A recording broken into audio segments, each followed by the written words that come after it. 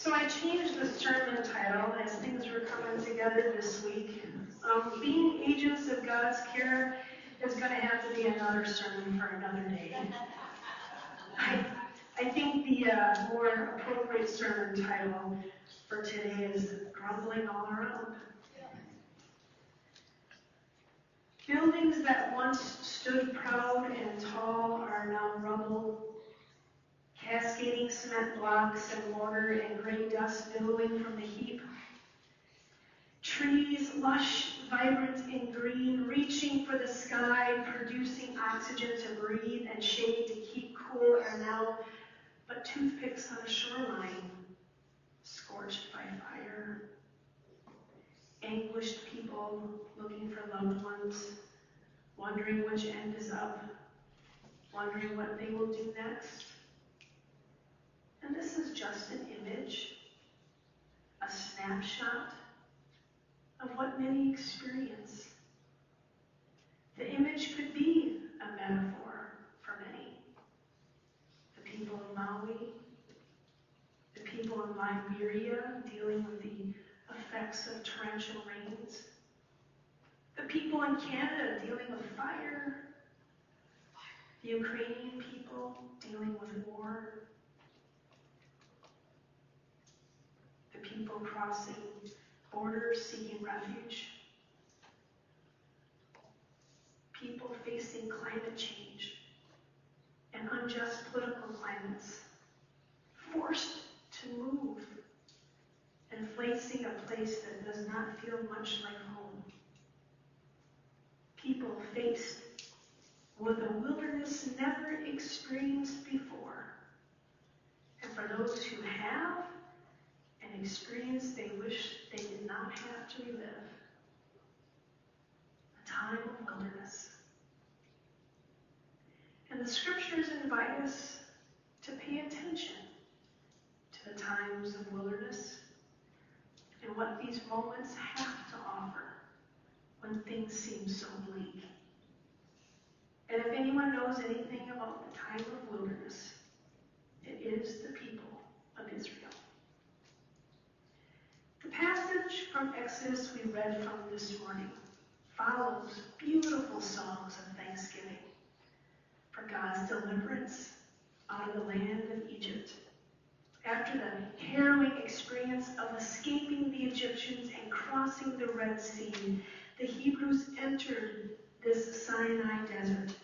Their journey was not familiar. It was not along familiar routes, as Michael said. The climate was arid. The food sources were very unfamiliar. The supplies were running low.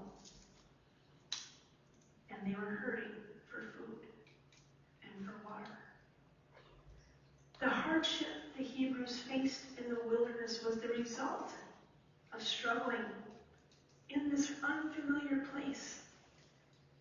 The wilderness, however, was also a place of experiencing God's abundance and a time of self-discovery. This wandering time reoriented the Hebrew people from life in Egypt to a life with God.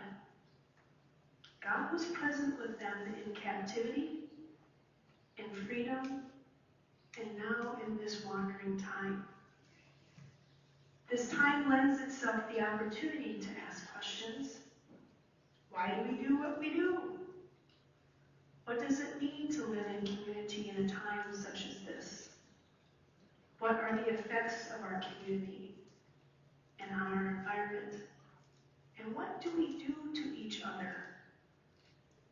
What are the outcomes of the decisions we make? And what positive steps must we take in order to be moving in healthy, though sometimes challenging directions?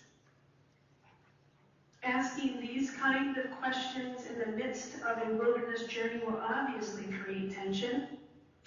But it's not as easy as one would think, oh, let's just get lost and ask all these questions and God will make it better.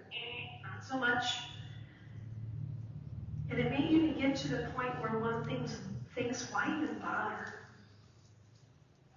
The Israelites did. If only we had died by the hand of God in the land of Egypt, when we sat by the flesh pots and ate our fill of bread?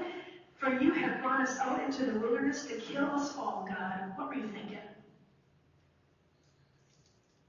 In our current state, many of us have thought, why bother? And when God met Moses up on that mountain and gave him his assignment to bring the people of Israel out of enslavement in Egypt, Moses asked for God's name. Who might he say sent him on such a bold mission? And Moses asked for God's name. And when God responded, it's translated in various and interesting ways. Most often, I am who I am. Another version is particularly fitting for our story today. I will be who I will be. Someone has rendered this as, I will be what is needed at the time. The wilderness in today's passage provides a perfect setting for God to be exactly that. Just what the people need in that moment and in that moment in time. God will stick around for all the grumbling and complaining. God will walk every inch of wilderness and give us our daily bread so that we can be agile enough to keep asking and complaining and moving. God will be with us in our strife, and God will keep showing up. And when the people of Israel complained about the lack of food, the complaint was most certainly against God and most certainly about God's creation. Would their memories of food and water in Egypt shake their belief in God? Will storms and earthquakes shake a belief in God? How can we keep praying, give us this day our daily bread, when none seems available? It seems the people had left Egypt, but Egypt had not left them. Until they have left Egypt behind, it would not be possible for them to accept God's covenant. Receiving God's provision of food was part of getting ready to accept a new kind of relationship with God, found in the law at Mount Sinai, otherwise known as the Commandments. If we're going to maximize the wilderness experience, which that seems kind of funny to even say, to maximize the wilderness experience, then let us look at the importance of the questions and complaining and what is done with it. If we ask great questions and conduct great complaining and then do nothing, complacency is what we will strive for. If we ask great questions and conduct great complaining and then take it to the people who need to hear it, things do happen, albeit on God's time, but things do happen. Consider the gospel text for today. We are met with more complaining, and the generous householder called people into the vineyard to work, and everyone got paid the daily wage regardless of how many hours worked. Those who worked more took issue with those who worked less.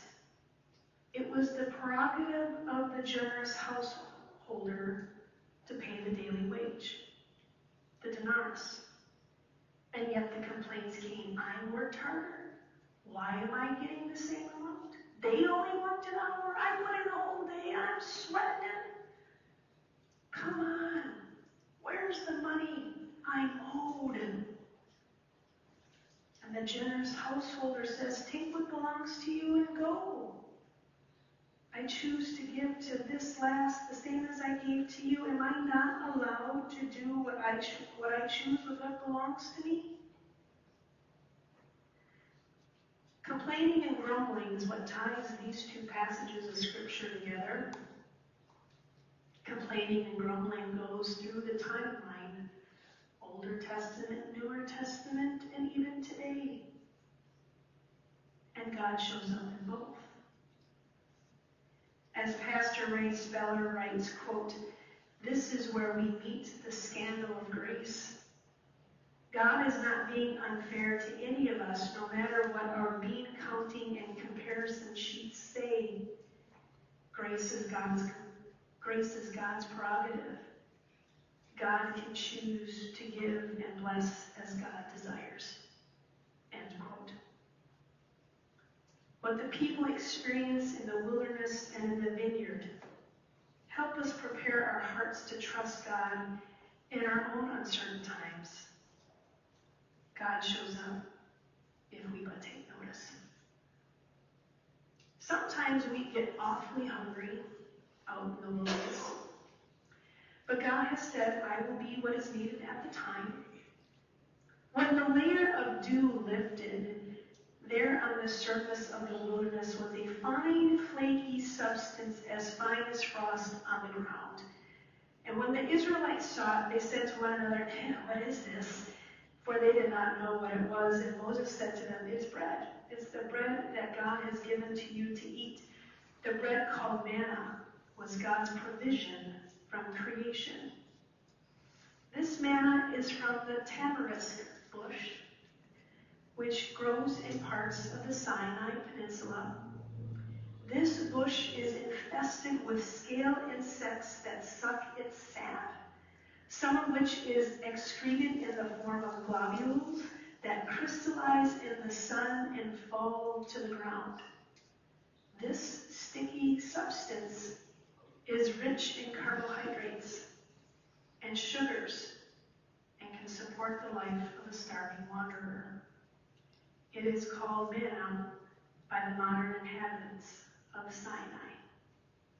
It was called bread from God for the people to eat. God listens and responds in unexpected ways. God listens and responds and provides through nature, other people, and communities. We have been tested by unfamiliar territory, hunger, and lack of knowledge. We have also been met with the bread of life, God's care and generosity. Loving God, may you continue to refresh and strengthen us when we are met with the unknown. May we find the nourishment we hunger for in a God that continues